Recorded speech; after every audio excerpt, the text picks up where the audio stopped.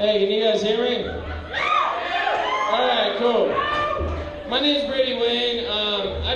This is my third season here, and before I came out to this beautiful place, I did stand-up comedy, and I also was a percussionist, so I'm trying to fuse the two together. So I'm going to play some drum here and tell y'all some jokes. Is that cool? Alright,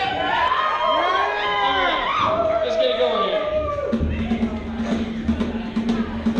This is a fucking nice crowd you got on here. All sorts of people from all over the place. You got like Taiwanese and Polish and American, all over the place.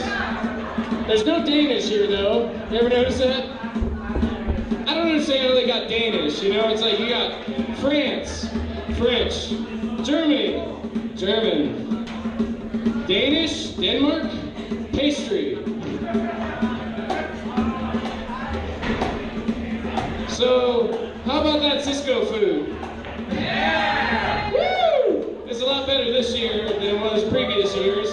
I think the way I would classify it is life-sustaining previous years. Now it's actually tasting good, you know?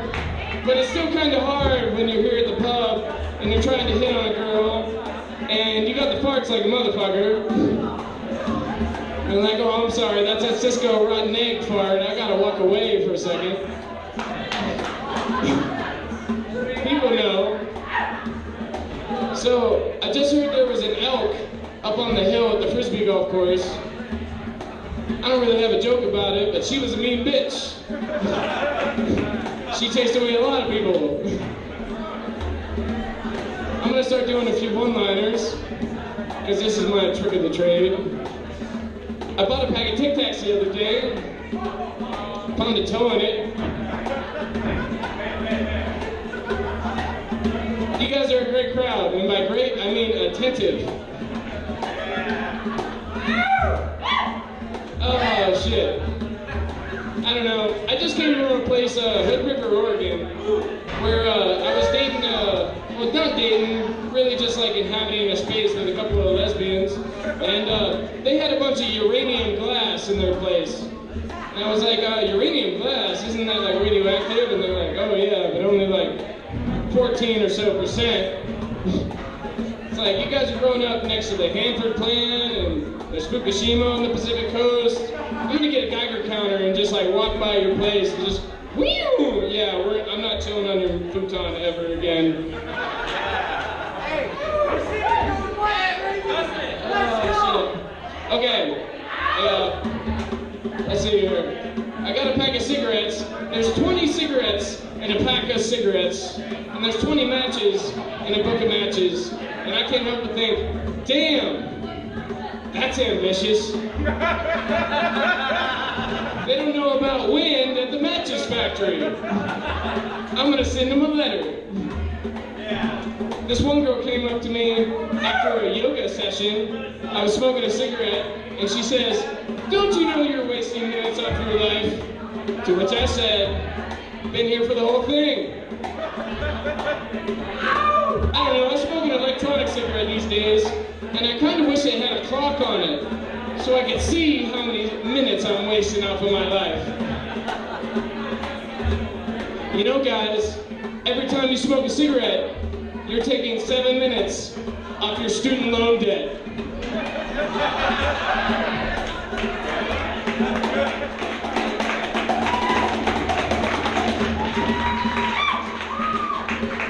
You know, I got a lot of stupid questions while I was here.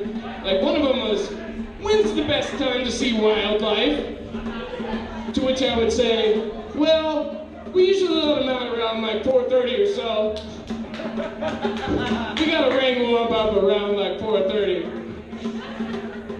This would be the same kind of customer that would be eating a bison tenderloin and then stop eating said tenderloin to look at the bison outside the window. Oh wow, hey Martha, come look, the splendor of wildlife. He's sitting there like, where the fuck's my cousin?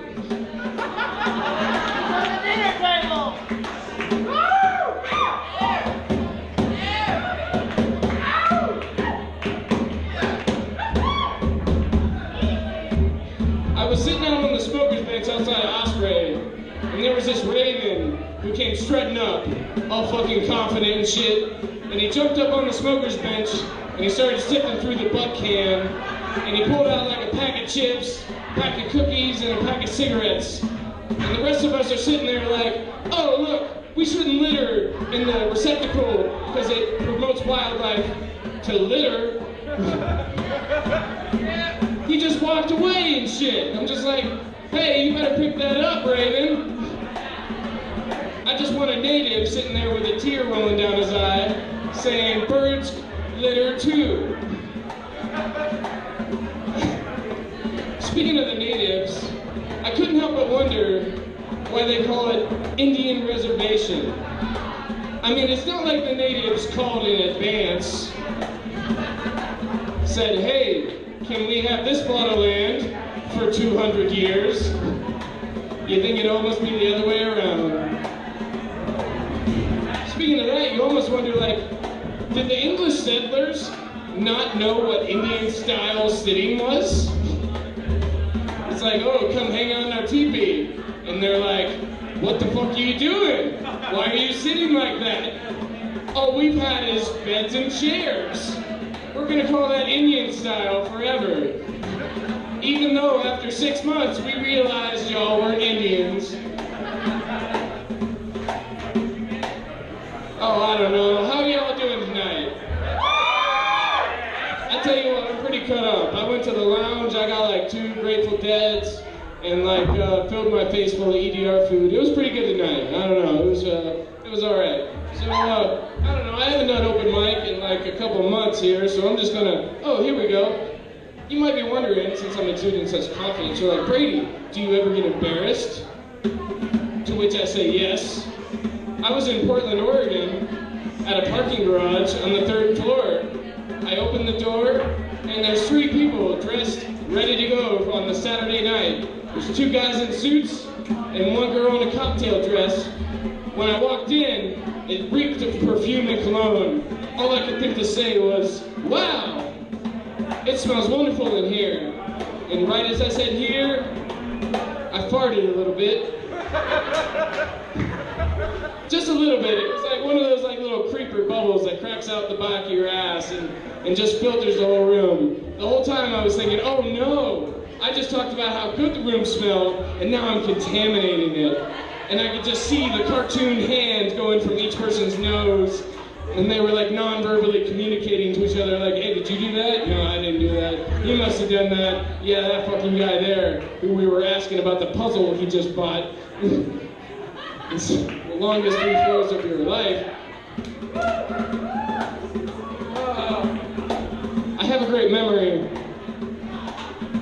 The rest are terrible.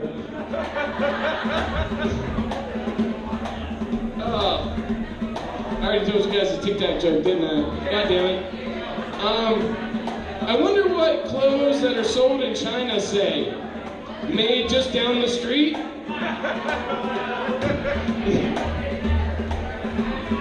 Speaking of which, I love mandarin oranges, but I tried to look Mandara on a map, can't fucking find it. Where the hell are all these oranges coming from?